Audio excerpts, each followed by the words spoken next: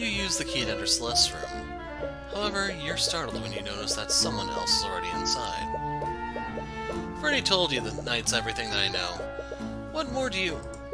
Oh, aren't you Celeste's attorney? I am. Who are you? Oh, how rude of me. I'm Jolene McCoy. I'm Celeste's mother. I was at the trial this morning. I can't thank you enough for everything that you've done for my daughter. So this is Celeste's mother. She might be able to tell you more about Flintheart. About that, do you mind if I ask you some questions for my investigation? Of course. I'll do anything I can to help. It's a really fancy-looking bed. Celeste had it custom-made. Wouldn't something like this be really expensive? It was. I was really surprised when she returned from her travels. Apparently, she was making a lot of gold from her job as a mercenary. Wow, you and Flintheart must have been happy for her. We are, but I still wish she'd get a less dangerous job. Nothing in the treasure chest. It's a table with several chairs. Must be used for entertaining guests. It doesn't look like it's seen much use, though.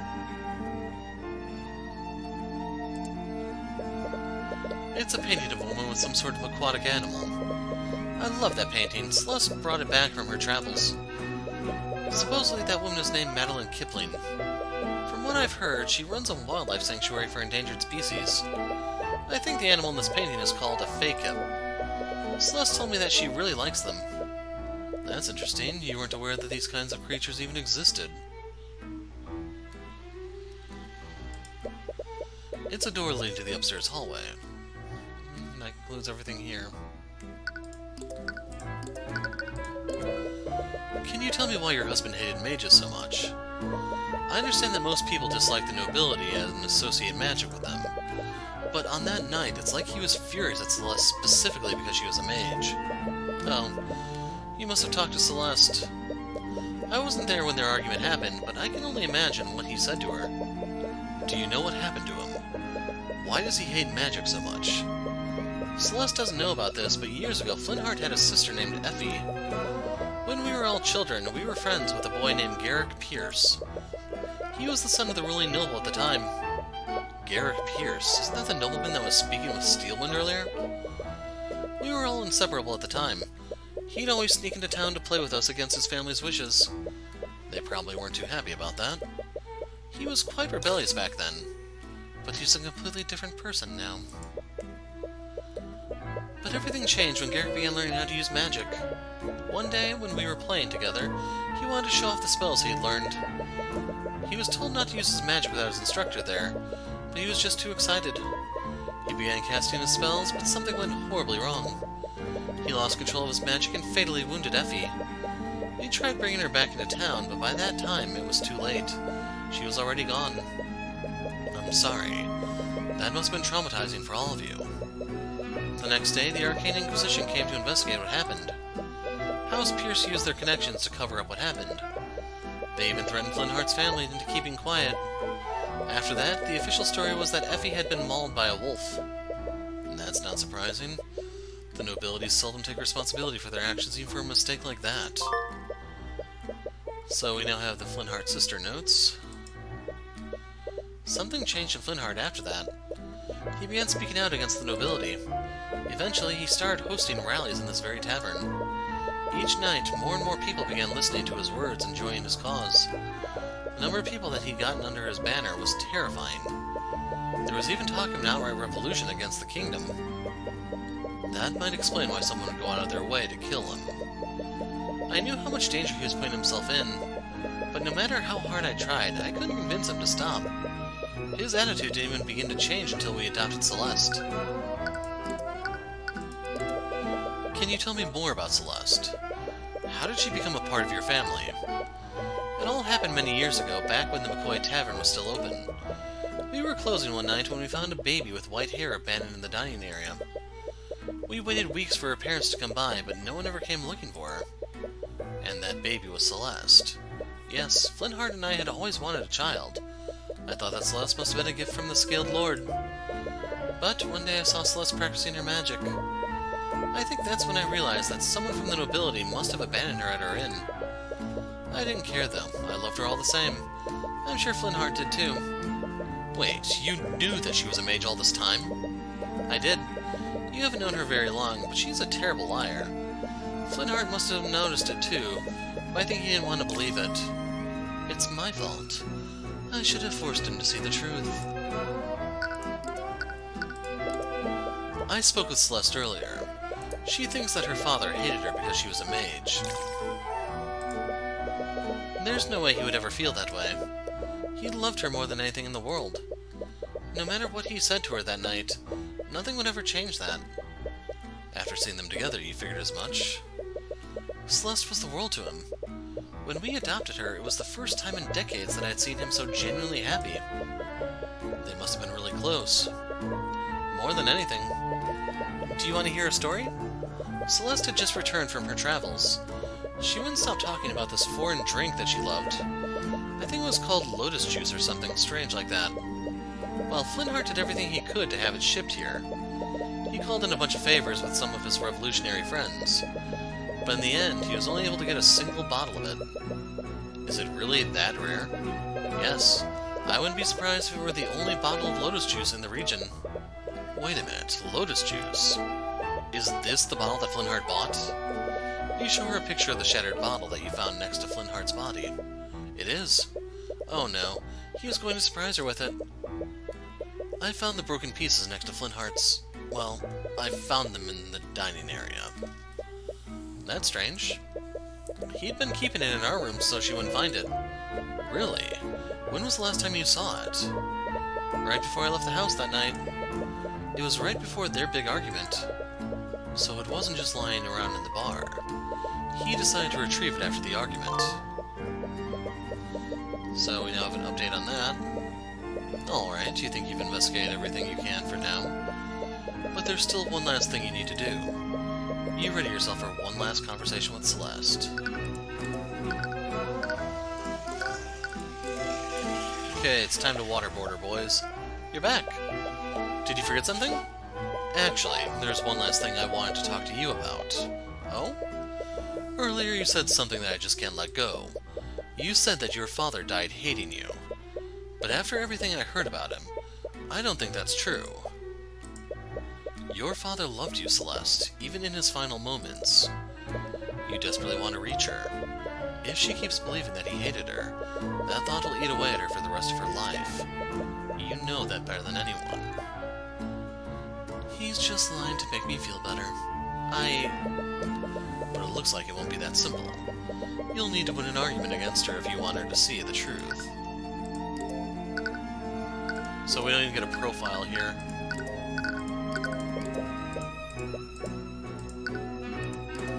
Let's begin. Celeste believes that her father died hating her, but after seeing them together and learning about them, you know that can't possibly be true. You just need to convince her of that.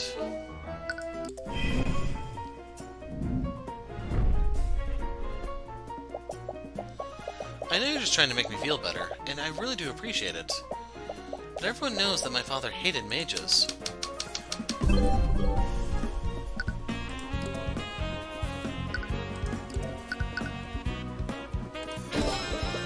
I don't know if it's my place to say this, but there's a reason why your father hated magic so much. What? When Flintheart was a child, he had a younger sister. She was tragically killed by a mage decades ago. That's why he had such an immense hatred for magic. I never knew. But that doesn't change anything. That's all the more reason for him to have hated me. It was selfish of me to learn magic. I knew how much he hated magic, but I still learned to use it anyways. Magic killed something he loved. No wonder he was furious.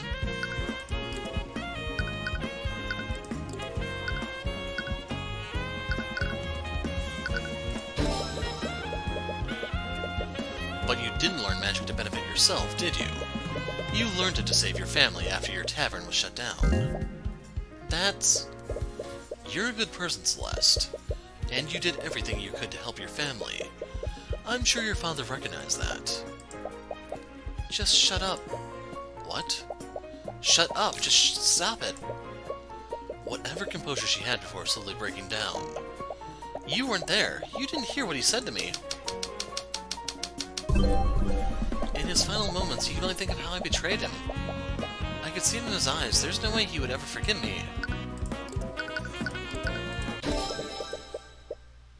Take a look at this picture, Celeste. What? A shattered bottle? Wait, is this a bottle of lotus juice? Do you know where I found this? On the floor of your family's inn. What? That can't be true. I tried to find it here, but no one sells it in Wyverngard. Your father knew how much you loved this drink. He called in quite a few favors, just so he could have it imported for you. What? He did that? Your father didn't hate you, Celeste. He loved you more than anything. That doesn't change anything. If he did all that for me, it was before he knew about my secret. I'm sure he never would have done it if he knew the truth. That's not true at all. What the hell would you know about him? You barely even knew him.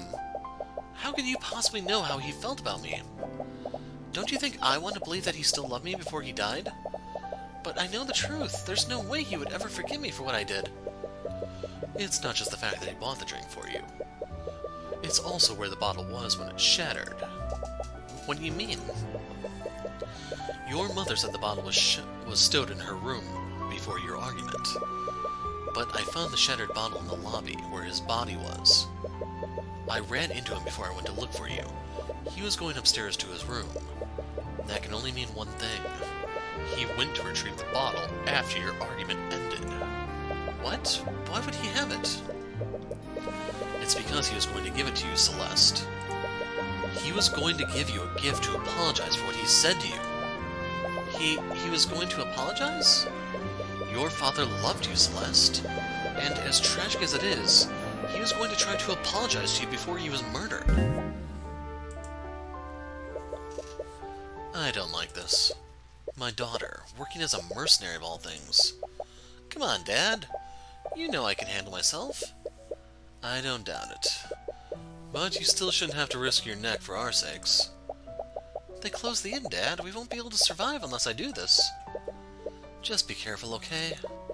I don't know what I'd do if anything happened to you. No matter what anyone says, you're our daughter. And we'll love you until the day we die. Dad, how could I ever think that? I'm sorry. I'm so sorry, Dad. Celeste had barely been keeping it together throughout the whole argument, but her realization is finally causing her to break down. She begins crying loudly as she quickly embraces you.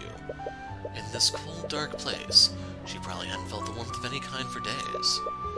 You're caught off guard and feel a little embarrassed, but you comfort her while she vents her emotions.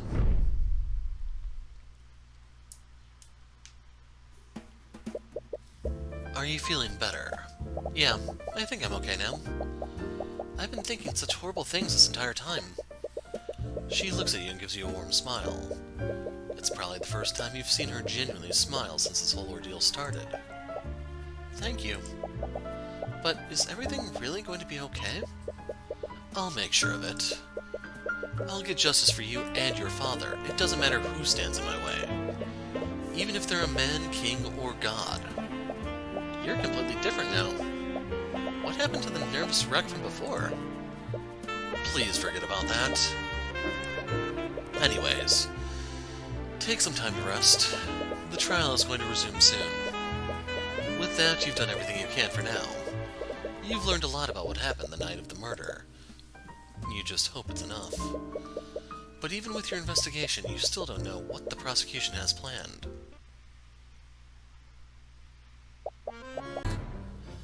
Has Pierce told you all the details, Mr. Rudolph? I just reloaded the game, so I don't know why this is up. I don't even know how to hide it again. Oh.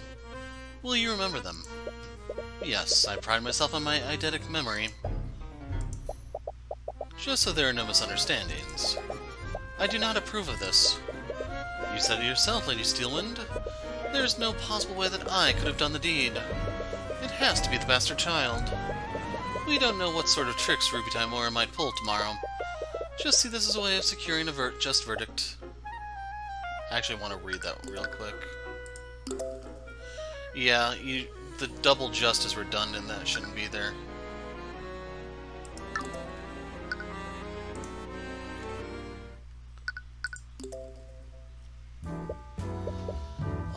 it's time. Hello, Cuthbert. Oh, hi, Miss Tomorrow. You're a lot less jumpy than you were yesterday. I'm glad to see that you're finally getting used to things. So, what did you find in your investigation? You tell Miss Timora about everything you've learned over your investigation. There aren't a lot of clues that point to what actually happened. Yeah, I know a lot of details about the crime scene, but nothing about the crime itself. This means I'll have to rely solely on pointing out contradictions in the witnesses' testimonies. Being reactive to the prosecution's moves is a valid strategy. Honestly, I think it was a miracle that you got the commander to cooperate with you at all. Right, you almost forgot. Commander White appears to really have it out for Miss Timora. Actually, I wanted to ask about that. Did something happen between you and Commander White? Miss McCoy, please proceed to the courtroom with your counsel. Let's go, Tyrion. The trial's about to start. You should go. The judge is waiting. Right. Another secret is left buried between you two.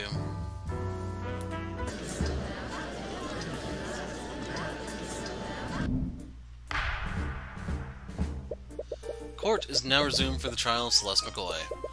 Let us review the proceedings from yesterday. Yesterday, the defense presented some shocking oversights made during the investigation. Yes, I personally saw to it that the investigation was conducted properly this time. I see. I suppose that puts my mind at ease.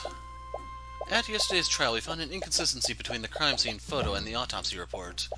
Because of this, the defense tried to push the following narrative: that a third party must have interfered with the crime scene to frame the defendant. However, the prosecution has discovered another explanation. Because of that, the individual who discovered the body would like to testify as to what he saw that night. His eyewitness account will clear up what actually happened. Interesting, it was my understanding that the individual in question wanted to remain anonymous. Supposedly, this witness was within the gallery of the trial yesterday. After yesterday's proceedings, he felt that he couldn't stay silent any longer. So that's her plan. But why would the witness change his mind like that? Did Steelman persuade him? Or is something else happening here? Very well. Let's hear from this witness. Witness, please state your name and occupation for the court. My name is... I believe that's pronounced Rees, but I'm not entirely sure. Rees Reginald Rudolph. I am a chauffeur of the equine variety. Servant. I'm terribly sorry, but I'm unfamiliar with that profession. He means to say that he's a carriage driver. Oh, I see. But in any case, it is my understanding that you found the body. Am I correct, Mr. Rudolph? Rudolph appears to be writing something in a notebook. He writes with incredible speed. His pen only touches the paper for maybe a second before he's filled an entire page. Mr. Rudolph? Forgive me. I was merely taking notes on the people in this room. Taking notes? The witness has a certain compulsion to keep a record of every event that he witnesses. I see. Then I assume we will receive an accurate testimony of how you found the body. Actually, I witnessed much more than that. I saw the crime as it was being committed, and I wrote down everything that I saw. What? That is quite the claim. If that's true, why did you choose to remain silent until now? We had initially concluded that the evidence alone was decisive enough. Therefore, we saw no need at the time for his testimony. However, those circumstances clearly changed during yesterday's trial. There's no way the prosecution wouldn't leverage eyewitness testimony from the start. Something else is happening here. Very well. Mr. Rudolph, please testify to the court about what you saw that night.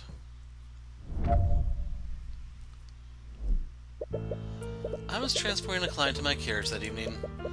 We were driving by the McCoy Tavern when we heard a disturbance. This occurred at 1:28 a.m. Worried that something was amiss, I walked into the establishment to see what the commotion was about. There I saw the defendant. She was lit by the blue glow of the dining room lights. She had stabbed Flintheart McCoy and was channeling magic into her sword. She removed her sword from Flintheart's chest, and as he slowly turned to face her, she stabbed him again in the front. She soon realized that I had witnessed her heinous crime. She let the body fall to the ground and fled the scene. So I circled the contradiction there, but I'm not going to do that going forward. In case someone wants to solve the case as we go along. Incredible.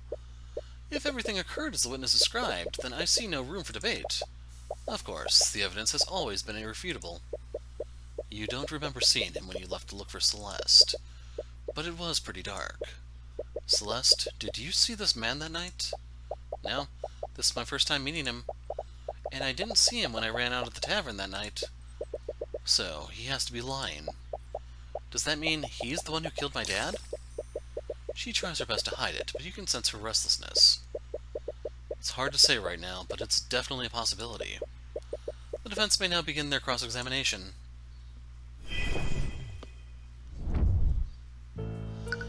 So pretend I didn't circle anything and try to solve this on your own as we go. I was transporting a client in my carriage that evening. Who was the passenger in your carriage? Well, the identity of the passenger is irrelevant. This witness is the one who actually observed the crime as it occurred.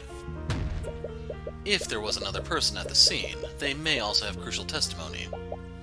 The passenger is under no obligation to testify before the court, and the current witness's account of the events is more than adequate. I agree. I see no reason for Mr. Rudolph to disclose the identity of their client. The defense must present a more valid reason to do so. We were driving by the McCoy Tavern when we had heard a disturbance. This occurred at 1:28 a.m. So if we were to pull up the autopsy report, I don't think they give you a time, do they? No. Hold on a second. Are we able to... Oh! I forgot all about that. So we're able to present these two because they're going to ask who is the murderer. I'm assuming this disturbance was the argument between my client and her father. Yes, I heard two voices, one young female and one gruff male. Presumably these were the voices of Celeste and Flintheart McCoy. Right, that matches up with what their neighbors heard too. What did you do after hearing this disturbance, Mr. Rudolph? Worried that something was amiss, I walked into the establishment to see what the commotion was about. You stopped your carriage in the middle of a job. That seems pretty abnormal for a carriage driver. What did your passenger think of this? He had no quarrel with it. What kind of passenger would be okay with stopping mid-drive? The passenger's thoughts on the matter are irrelevant to his testimony, unless you have any hard evidence to prove otherwise. Now then, please tell us what you saw in the establishment, Mr. Rudolph. There I saw the defendant. She was lit by the blue glow of the dining room lights. She had stabbed Flintheart McCoy and was channeling magic into her sword. You sound certain that you saw my client and the victim. How were you so sure it was them? Flintheart McCoy and his daughter were well known within the town. Flintheart made himself quite known in the region through his social activism. And young Celeste dresses in a manner that is far wealthier than the townsfolk of Cornhaven. Do you live in the same town as the McCoys? How would you know about this? I don't live there, but my work brings me there quite frequently. The witness's place of residence has no bearing on his testimony.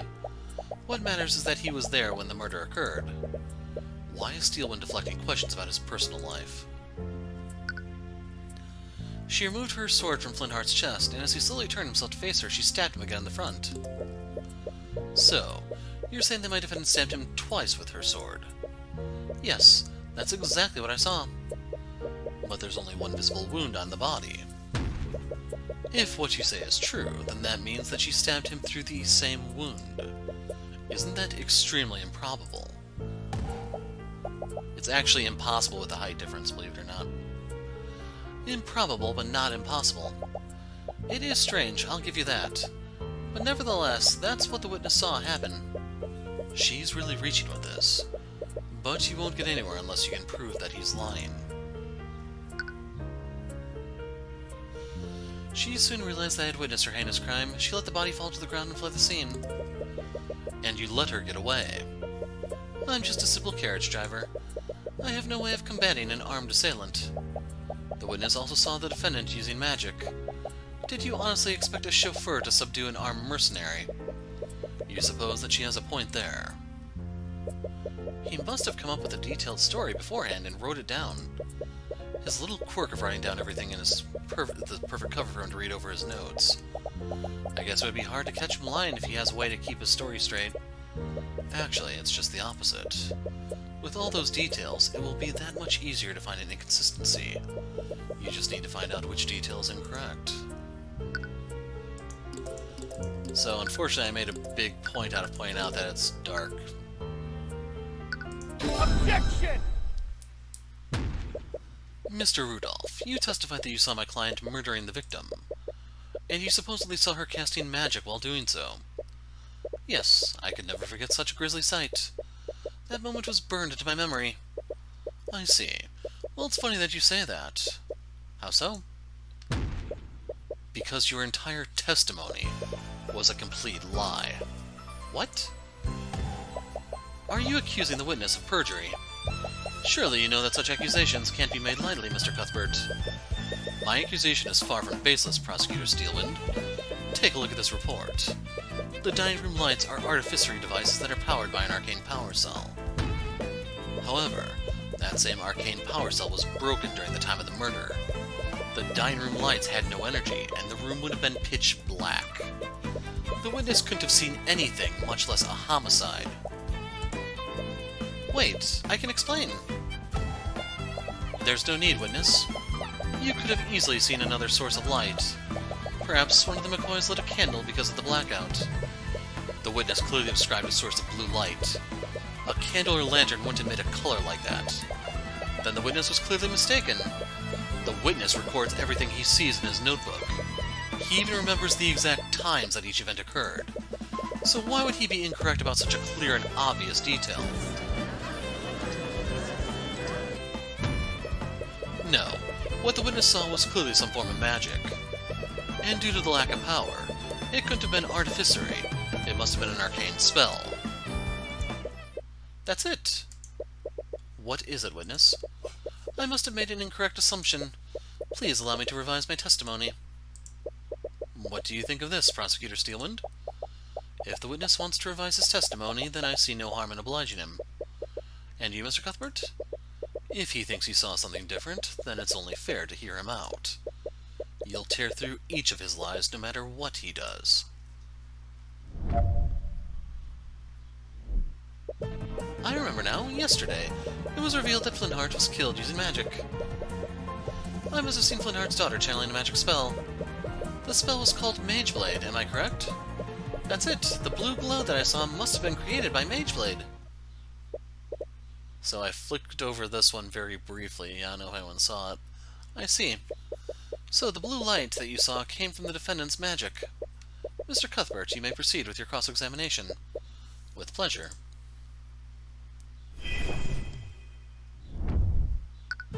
I remember now, yesterday it was revealed that Flintheart was killed using magic. Are you changing your testimony based on yesterday's trial? No, I assure you. That's not what I'm doing. But after thinking about it further, I think I finally understand what I saw. I must have seen Flintheart's daughter channeling a magic spell. Wouldn't that be pretty noticeable and distinct? The witnesses of the common folk. Furthermore, the defendant's magical ability wasn't known to many until the night of the murder. What reason would the witness have to think that he was witnessing magic? He would just think that the sword was wreathed in a glow by some other means. That last part is a bit far-fetched, but you can't really refute it now. The spell was called Mageblade, am I correct? You seem uncertain about the spell that you saw my client use. How can we trust the rest of your testimony? The witness has no knowledge of the arcane arts, I'll grant you that. But it doesn't matter if he was unable to identify the specific spell. The only thing that matters is that he saw it happen. You won't get anywhere unless you can prove that he didn't see Mageblade. That's it, the blue glow that I saw must have been created by Mageblade. You still don't sound so sure of yourself. I wasn't sure of it at first, but then I remembered that Flintheart was killed using magic. Is it really so hard to believe I didn't realize that magic was used when I saw the scene? I suppose not. Not that you actually believe him. He just keeps telling lie after lie. Celeste is trying to keep her composure, but you notice her firmly clenching her fists. He's trying to cover for his mistake. I'm sure he's just making things up on the spot now. He doesn't know how magic works. I bet he barely understands what Mageblade even does. Right. There has to be a flaw within his testimony because of that. So if you never play an Ace Attorney game, when you hit the button after the last part, sometimes they'll drop a hint for you. But otherwise, if you notice, it emits a yellow radiant glow. Objection! Mr. Rudolph, you don't know much about magic, do you? Of course not. Are you trying to say that I should have recognized Celeste's Mageblade? No. I admit that you probably wouldn't know about Mageblade. But that's exactly where your mistake was. My mistake? Mr. Rudolph, if you were aware of how Mageblade works, then you would know that the spell emits a yellow radiant glow. Which means the blue glow you saw couldn't have possibly been Mageblade. This is ridiculous. I'll grant you that the witness clearly remembers seeing a blue glow. But what significance could such a minor detail have? It's extremely significant, Prosecutor Steelwind. If the witness did see a blue magical glow, then he must have witnessed another spell at the scene. Preposterous. You don't have any evidence to back up that claim. That blue light made a large impression on the witness. He wrote it down in his book, and he specifically mentioned the color. There's no way he would be mistaken about something like that. So, what did you really see, Mr. Rudolph?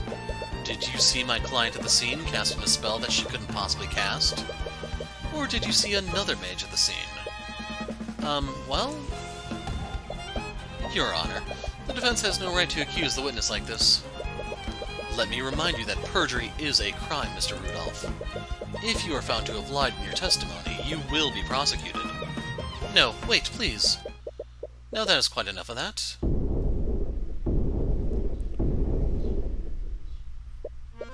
Garrick Pierce suddenly steps down from the gallery and walks to the witness stand. He's breaking every possible rule in the book, but no one in the room moves to stop him.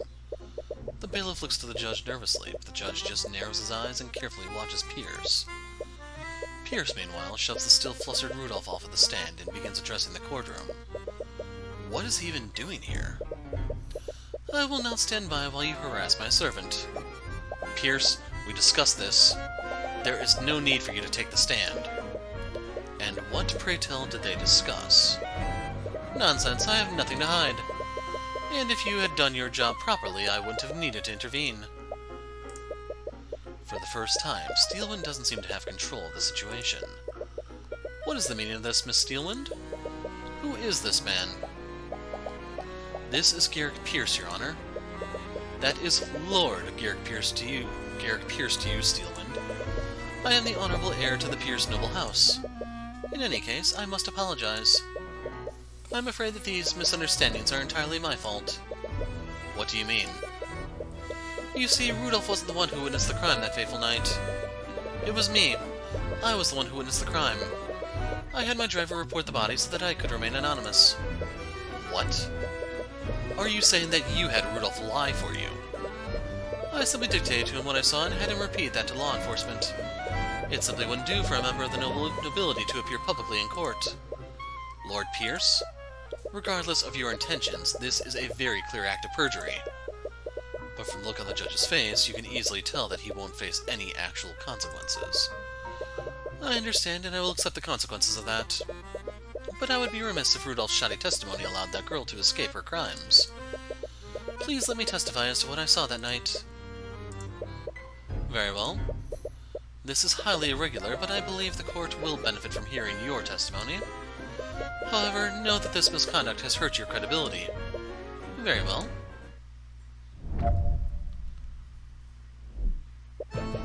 On the night of the murder, I found myself unable to sleep, so I went on a leisurely carriage ride around Cornhaven. I happened to be passing by the McCoy Tavern when I heard a loud commotion from within the building. Curious, I stopped my carriage and took the single... So that's a mistake. Took a single step inside the establishment, then I saw the scene inside. I saw the defendant stabbing that poor man twice with her sword. Garrick Pierce. He's a member of the nobility. That means that he's probably a mage, right? And he's the only other mage that was there that night. Does that mean... There's no doubt about it. He's the only person that could have left a trace of transmutation on the body. He has to be the mage that we're looking for. Sorry. This must be a lot for you right now. Don't worry about me. Focus on taking him down.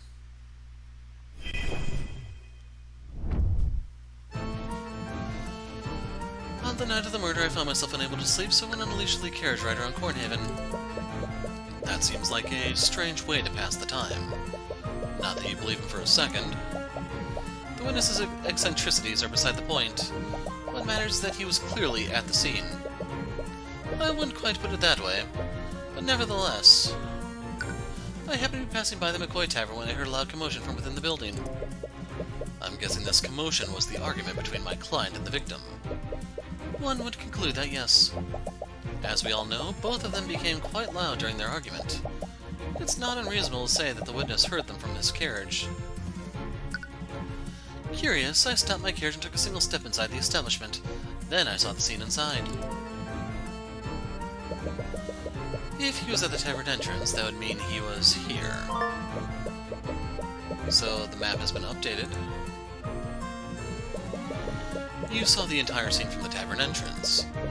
It would be quite dark considering that the lights weren't operational, even if my client was using Mageblade at the time. Of course, I'd forgotten that detail. I couldn't see what was happening, so I used my magic to illuminate the scene. You used magic at the crime scene. Yes, I remember it clearly. I conjured a blue light to illuminate the scene. That same blue light must have been what my driver saw. I thought that Rudolph didn't witness the crime at all. If I had to guess, Mr. Rudolph must have seen the blue light from the carriage. He must have made that detail a part of his testimony earlier. That actually makes a lot of sense now that you think about it. Rudolph was so sure that he saw a blue light, it would be strange if he was lying about that. But anyways, which spell did you use to illuminate the crime scene? It was the Conjure Light spell. So, Conjure Light's been added to the notes. Your Honor, if the witness used magic at the crime scene, then I'd like for his spell compendium to be added to the court record. I see no reason to invade the witness's privacy over a trivial illumination spell. I agree. The defense would need a stronger reason to requisition the witness's spell compendium. Right you are, Your Honor. Your wisdom is truly fitting of your station. Oh, shut up. I used Conjure Light to illuminate the scene from the tavern entrance. From there I clearly saw the crime unfold. Casting a spell seems like a pretty significant detail to forget. For you, maybe. But for a practiced mage like myself, using magic is as natural as moving my arm. You admit that you wouldn't know what it's like to be a mage. I saw the defendant stabbing that poor man twice with her sword. And I assume that you're going to say that she stabbed him from opposite sides each time. Of course. Mind you, I have no idea why she would act like that. But could you prove that she didn't do exactly what I described? I suppose not. At least not yet, anyways. Pierce is definitely the real murderer. This means that there has to be a lie somewhere in his testimony. He keeps saying that he stood at the entrance the entire time. If he killed my father, then he would have been further in. Right. Is there any way you can prove that he was further inside the building?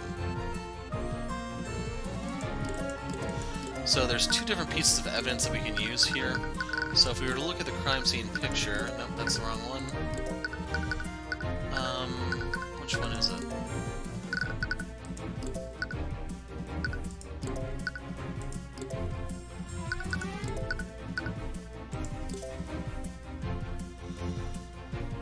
So, right here is the distance thing, and I don't know if we're supposed to present this or the mage spell that has the range restriction. Like, if this was well programmed, hopefully both would be acceptable, but I don't entirely know. Objection! Lord Pierce, you said that you illuminated the scene from the tavern entrance, and you only took a single step into the building. Of course. I remember it very clearly. I stood only at the entrance. In that case, I'd like for you to take a look at the map of the tavern. If we take a look at this map, that would place you right here, where the W is. Am I correct? Of course, I was. I do not know what you wish to achieve by having me repeat that fact. Well, I find it interesting that you illuminated the crime scene from all the way back there, considering that Conjure Light only illuminates an area within 15 feet. What? The spell's range is irrelevant. We've already established that the victim would have been illuminated by Mageblade. During his testimony, Lord Pierce clearly stated that he couldn't see what was happening. That's why he cast Conjure Light in the first place. However, Conjure light doesn't work like a normal source of light. It only provides illumination up to 15 feet of the caster and no further. If he had stayed at the entrance, his spell wouldn't have done anything to help illuminate the scene. But what does this mean? Lord Pierce, did you illuminate the crime scene or not? Well, I can answer that question for you, Your Honor. Lord Pierce did illuminate the scene of the crime. He illuminated it because he was standing right where it happened. Mr. Cuthbert, are you trying to say that Lord Pierce was that close to where the murder occurred? How would that be possible? Well, there's only one way this scenario would make sense, Your Honor. And that would be if Garrett Pierce was the one who murdered Flintheart McCoy.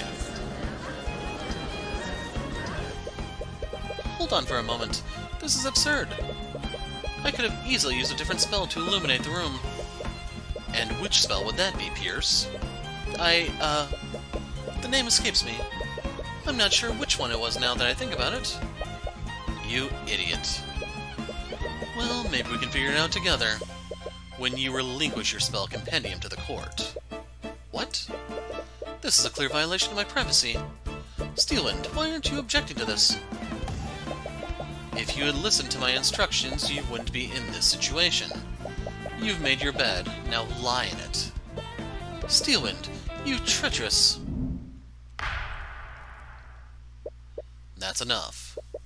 It appears that the prosecution has no objections. With everything that has occurred, I must ask that Lord Pierce relinquish his spell compendium to the court. So we can see that he has Prestidigitation, which is like a sleight of hand type thing, Conjure Light, Conjure Water, Frostwave, and Shape Liquid. Ah, they even tell you here. So Prestidigitation, Snap of the Finger gesture, Evocation, simple harmless visual effect around their hand, lasts as long as they maintain concentration on the spell. Conjure Water.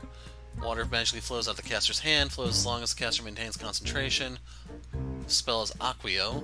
It's Conjuration. Frostwave of the Transmutation. Outstretch both hands. Instant duration, no concentration. Anything caught in range is hit with a blast of extremely frigid air. Liquid's hit will be immediately frozen. Organic life will immediately enter stages of hypothermia. So let's see if the physics were that the bottle did not drop and shatter, but shattered because it froze. Shape Liquid. Fig Aqua. Aqua? Fig Aqua is probably how that's supposed to be. Point index finger at the target. It's a transmutation thing. Can magically manipulate up to 10 liters of liquid and form into complex shapes.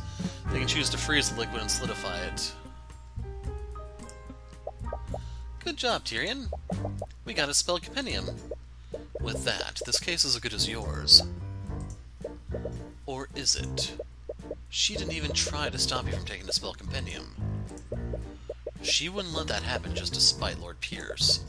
She definitely still has something up her sleeve.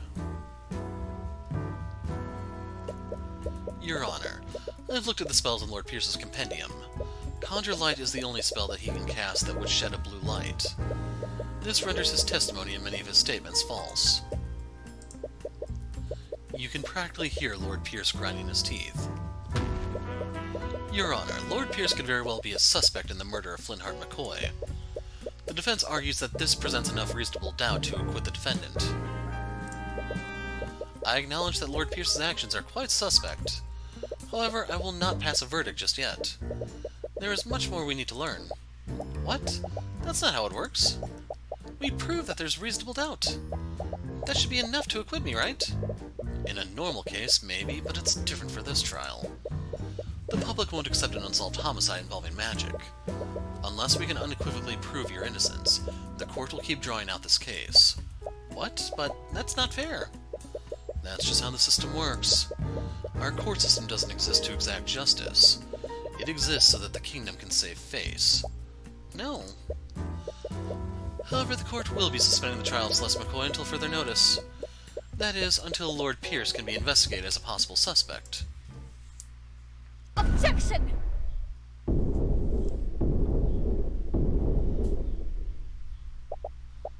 A possible suspect? The very idea of that is preposterous, Your Honor. Damn it, you knew she was planning something. Let's revisit the basic facts of this case, shall we? Flintheart McCoy was murdered using a blade with a transmutation spell active on it. Mr. Cuthbert, why don't you tell me the spells that Lord Pierce knows? Alright. His spells are Prestidigitation, Conjure Light, Conjure Water, Frost Wave, and Shape Liquid. You've realized it too, haven't you? Lord Pierce doesn't know any transmutation spells that can be channeled through a solid object. What? That can't be right.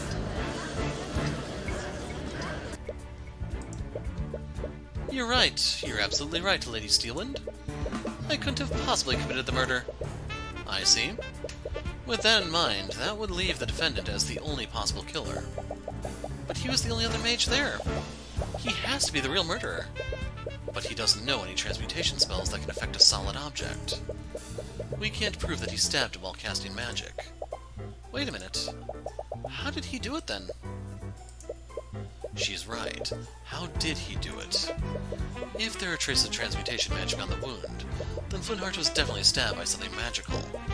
But none of his transmutation spells can affect a steel blade. Does that mean that he used something else? The defense did cast some doubt on the witness's testimony. Nevertheless, I must conclude that he could not have possibly committed the murder. With that in mind... Please wait, Your Honor. We still can't conclude that Lord Pierce couldn't have committed the crime. What are you on about? Lady Steelwind said it herself, you commoner. I don't know any spells that can be channeled through a metal blade. He's right, which can only mean one thing. You didn't use a metal blade, did you? What nonsense is this? The autopsy report clearly states that the wound was created by a blade. If he didn't channel magic through a blade, how could he have possibly committed the crime? Yes, your claim seems quite contrary to the facts, thus far, Mr. Cuthbert. Which spell could Lord Pierce have possibly used to kill the victim?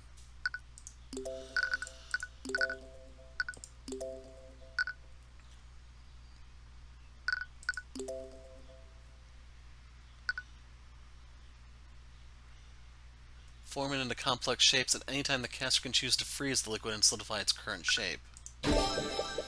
You see, Your Honor, Garrick Pierce didn't kill the victim using a sword. He killed him using an object shaped exactly like a sword.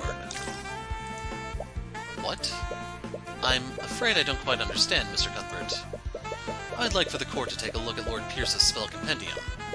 Garrick Pierce knows a seemingly insignificant spell called Shape Liquid.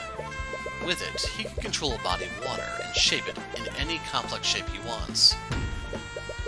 Then he can freeze that liquid, maintaining its current shape. A shape like a sword. What? No, is it possible that he... What do I have to say for your... Okay, that's another typo. It's supposed to be, what do you have to say for yourself, Lord Pierce? What do I have to say? Pierce's breathing becomes more frantic. He's clearly not used to being put in a corner like this. You can see his stress and frustration emanating through the eye of Horus. You have him now. Time for the finishing blow.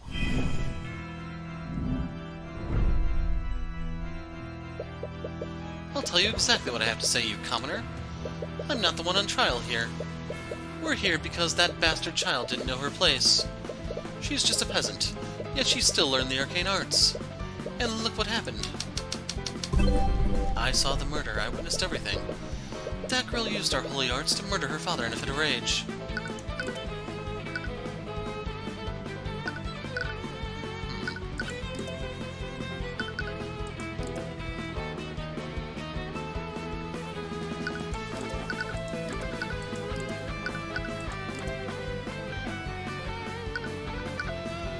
He saw everything.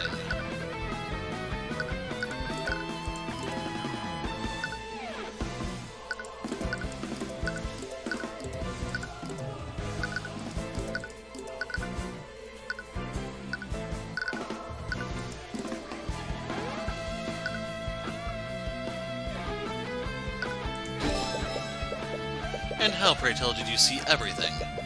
If you recall, you testified that you only took a single step inside the inn. But you would have needed to be within 15 feet to see my client with Conjure Light. This again? If you're going to keep treading on that one detail, then I admit it. I stepped further into the inn. I kept that detail out of my testimony. All because I knew that you'd use it to cast suspicion on me. Lord Pierce. But you didn't just keep that detail from your testimony, did you? You testified the opposite. That makes you guilty of committing perjury. No, I mean, you miserable wretch. So we now have the perjury charge. So this is the one thing that people always wanted to stick the Phoenix Wright witnesses with in the games, because they... I don't want to say they all lie under oath, but probably like 90% of them do. And let's not stop there. For your story to be true, you would have needed to be within 15 feet of my client. According to your testimony, my client had just finished committing a murder. Wouldn't she have noticed you? I mean, you're glowing after all. If you were that close, then you would have surely been close enough to apprehend her. So why didn't you? Don't you have a duty to your citizens? Shut up. Shut your dirty peasant mouth. That woman was armed. I had no reason to put my life in danger. I was terrified when I saw her holding that bloody sword. My life was in danger. So I spoiled this one just a second ago when I wanted to verify the crime scene picture. But that can't be, can it, Lord Pierce? This photo of the crime scene shows that the sword was left in the victim's body. How could she still be wielding her sword if she left it there?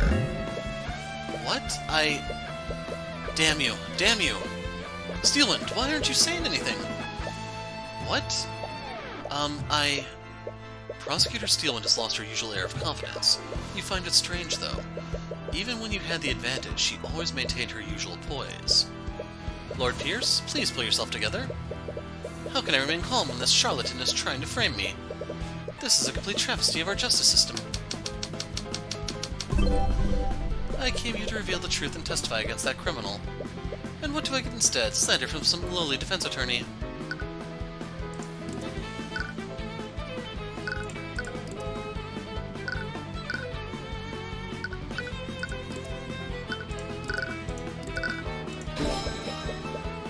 You talk about justice, but you've committed several acts of perjury to twist the outcome of this trial. You're clearly not acting in good faith. You don't care about justice. You just want to further your agenda. So admit it, Pierce. You created a makeshift sword using shaped liquid, and you used it to impale Flintheart. You shoved my client's sword into the wound, while the remnants of the real murder weapon evaporated. It was the perfect crime, wasn't it?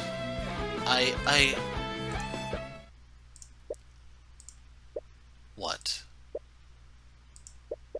Lord Pierce? My apologies, Your Honor. It's just that I realized something absolutely hilarious. What? Has he finally lost his mind? The defense put forward an interesting theory, but there's one problem with it. And what's that? I think you said it yourself. You shoved Celeste's sword into the wound while the remnants of the real murder weapon evaporated. It was the perfect crime, wasn't it? You see, it would have been the perfect crime, because any evidence to support that theory would have evaporated with that frozen blade. What? No. He's right. If he used an ice blade to kill Flintheart, it would have evaporated by now. Then that means there would be nothing left of the murder weapon. You've spun quite the tale here today, but in the end you don't have a shred of evidence to support it, do you? You have nothing on me. Isn't there anything we can do? You become quiet. Tyrion? Why isn't he saying anything? Is it really hopeless? But all it takes is one look at that expression on your face. Any worry she has instantly disappears, because she realizes the expression on your face, it's the same expression you made every time you defeated her. What is this? You can glare at me all you want. It won't change the fact that you've lost. I despise people like you. You twist the system to serve your own ends. You trample on the lives of innocent people. But as long as I'm here, I will never let that happen again. Naught can remain concealed. What did I just do? Your head feels like it's about to burst. The pain is unbearable and overwhelming. But at the same time, you feel an extreme sense of clarity, as if you can see more than you could before. I can't believe this hasn't pushed me this far. Once again, you see Pierce's thoughts through the eyes of Horus, but it feels different than usual. It's more intense and potent this time. It's almost as if you can do more than just read his surface thoughts. You've activated the Empowered Eye. With it, you'll be able to do more than see the witness's thoughts. You'll also be able to affect what they think about. Project items into Pierce's mind to evoke thoughts from him. You'll want to project items that'll make him think about the murder. Evoking the right thoughts will raise your insight. Once the insight gauge is filled, you'll have everything you need to implicate him.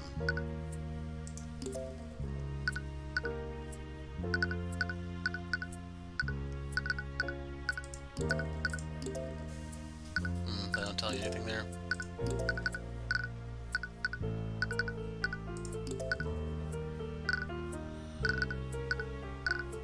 So I'm a little lost here. Since, like, I don't quite get it. Let's try this one. I'm just throwing random stuff at the wall and seeing what sticks right here. Why am I thinking such a thing? That piece of evidence didn't evoke any useful thoughts from him. Maybe you'll see something if you project a piece of evidence related to the murder. Okay. Sword. What an ornate sword. I wonder how a commoner like her obtained such a thing. I wonder if the Inquisition will let me have it once the girl is convicted. This doesn't give you anything that you can use. Try something else.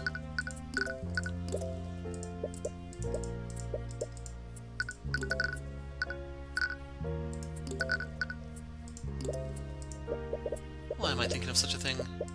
Huh.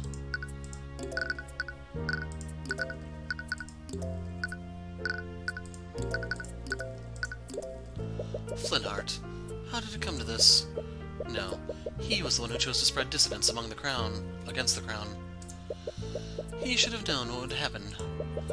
If it wasn't me, it would have been someone else. This doesn't give you anything you can use. Just try something else.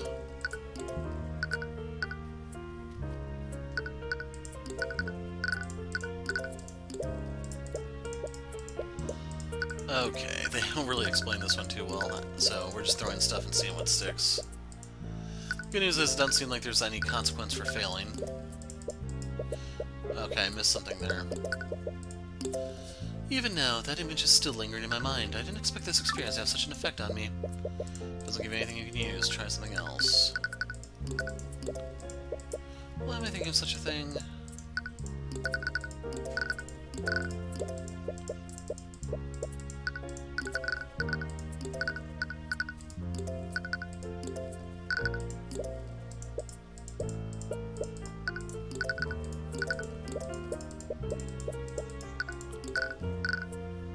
Okay, autopsy. Maybe that'll do it.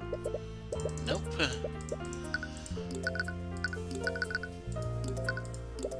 After all the trouble I went to, I can't believe that lawyer figured out the spell I used.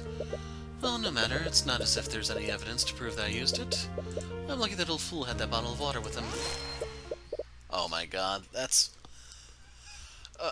okay, since this is the tutorial, maybe it's just not fleshed out. We'll see what it's like in Case 2, but this is... we'll call it an oversight. Water from a bottle. Wait, a bottle? Well then, as riveting as this has been, I believe it's time for me to take my leave. No, wait a minute, Pierce. What is it now, you wretch? I'll say it as many times as you need to hear. There is no evidence of a liquefied weapon at the crime scene, so they're finally letting me use this. You're right, Pierce. If you did use shaped liquid on a body of water, the murder weapon would have evaporated entirely. It seems you've finally gotten that fact through your thick head. Bravo. But let's not get ahead of ourselves, Pierce. What if you didn't use shaped liquid on a body of water? What if it was another type of liquid? What are you going on about? Pierce, shaped liquid doesn't just work on water. It works on all kinds of liquids. This shattered bottle contains the liquid that you cast your spell on, didn't it? You show him the picture of the shattered bottle of lotus juice. That bottle. Pierce, I found this shattered bottle on the ground near the victim's body. I wonder what caused it to shatter. You must have decided to use any liquid you could find. Luckily for you, the victim was holding the perfect quantity of liquid in his hands. I wonder, Lord Pierce, if we had someone analyze the broken pieces of this bottle, would we find traces of transmutation magic? You little! That still proves nothing. So what if there are traces of magic on the shattered bottle? You still don't have a murder weapon. I wasn't finished, Pierce. What? You see, the liquid contained in this bottle wasn't water. It was soda. So, what difference does that make? A blade of ice made out of water would have evaporated entirely. But a blade of ice made out of soda would leave a puddle of dried residue. No, it can't be. I'd wondered why there was such a circular trace of magic under the body. If we checked the outline of that trace, I bet we'd find a dried puddle of soda residue. That would prove that you used your magic on that soda. There's your murder weapon, Pierce. And that's checkmate. Bailiff, tell Orem to analyze the crime scene at once. We must determine if this puddle of soda residue exists. The time window to find traces of magic is closing. So, we had our team search the crime scene for that soda puddle. Really can't believe it, but we found it. In fact, the outline of the dried soda lines up exactly with the outline of the trace of transmutation magic. We checked the broken bottle, too. There were traces of transmutation magic on it as well. There's no doubt about it. Someone used magic on that soda. I see. Thank you, Orem. Please escort Lord Pierce back to the stand. What do you have to say for yourself, Pierce? What do you think you've accomplished here today? Do you honestly think you can indict me? I'm an aristocrat from the highest echelons of our society. That fool of a man was an insurgent. He was a threat to society, and I did my civic duty by removing him. Objection! Bailiff, please escort the witness to a holding cell. Steeland? First-degree murder is punishable by execution, Lord Pierce. I suggest you remain silent, lest you incriminate yourself further. What? You can't be serious! Shut your insidious mouth. Well, what are you all waiting for? Take him away. Yes, take him away at once. I can't believe it. We actually won. Tyrion, It's all she can do to hold back her tears. You don't need to say anything. Your face says it all. Thank you. You've more than exceeded my expectations today, Miss Timora. I'll be honest. When I realized that the murder weapon evaporated, I thought that the case was shot. I can't believe you were able to turn that around. It was just luck. If he had used water, we would have been done for. It had nothing to do with the luck. You were able to deduce which liquid he used. And you did it just by looking at a few shards of broken glass. Your skills of deduction never cease to amaze me. That's not exactly true. But with Celeste there, you can't tell her about your new ability. You are all quite lively. There's no need for such hostility. Though I wouldn't expect any less from the Hound of the Eye Taker. Wait, what did she mean by that? You glance at Miss Timora. When she meets your gaze, she immediately looks away. She looks like she's focusing, almost as if to protect herself from a certain eye. I must admit, I was hoping to test my blade against you directly. However, your protege proved to be a worthy adversary. Thank you. Is this some kind of game to you? You talk about trials as if there's some kind of competition. Your action almost condemned an innocent woman to death. Our system operates by having two powers of opposition. When those powers are balanced, justice prevails. Make no mistake, your victory today was just our system working as intended. Working as intended? You know very well our system only exists to protect your people. I know. What? In any case, it looks like we'll be facing each other more frequently in the future. I look forward to doing battle with you again, Tyrion Cuthbert. What a strange girl. Well, that kind of killed the mood, didn't it? Not at all. I think we should celebrate. Oh? What'd you have in mind? There's this amazing restaurant in the upper quarter of the capital city. They usually only serve nobles, but they let anyone in if they have enough gold. Wait, do we have enough gold? Of course we do. Don't worry about the details. I'll handle everything. Wait, just how much money does Miss Timora make? And so began my journey into the world of law and magic. Our justice system is rotten to its core, and I'll have many trials ahead. Regardless, I'll keep fighting on and get justice for every one of my clients. And with that, the Coldhearted Aristocrat is complete. The achievement popped out, and I think you guys can see it because Steam's weird. This feeling, I knew it. His radiant soul has finally awakened. I can't believe it. I've been waiting for so long. I can't wait for the day when I can see his eyes draped in agony. So if you go to new game, so yeah, do you have to? So I was wondering if there was gonna be a marker or something saying, "Hey, you've completed this case and you're able to move on to the next one," but yeah, we're done with that one. So if you guys are interested, we can keep going forward. There's a couple things I'll probably look to knock out before we do so, but that is Case 1 of Tyrion Cuthbert. I'm the Hero of Light. Thanks for watching, and good